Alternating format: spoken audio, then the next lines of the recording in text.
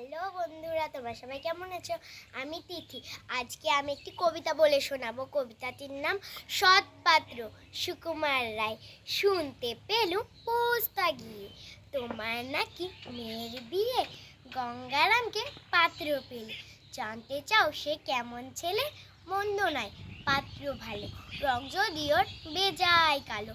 তার ওপরে মুখের গঠন অনেকটা ঠিক পেঁচার মতন।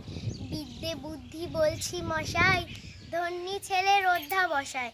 19টি বার মেট্রিক এসে ঘায়েল হয়ে থামলো শেষে। বিষয় আশায় গরিব বেজায়, কষ্টে শিষ্টের দিন চলে যায়।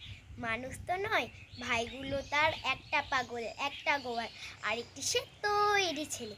চাল করে নোট গেছেন জেলে, কনিষ্ঠটি তবলা বাজায়, যাত্রা দলে 5 টাকা পায়।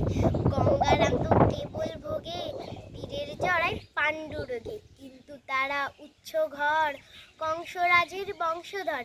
শ্যামলাহিরি বনগ্রামে কি যেন হয় গঙ্গারামের। যা হোক, এবার পাত্র পেলে, এমন কি আর মন্দ ছেলে। ধন্যবাদ। আমার ভিডিওটি যদি ভালো লেগে থাকে প্লিজ একটা লাইক কমেন্ট সাবস্ক্রাইব করে দেবেন।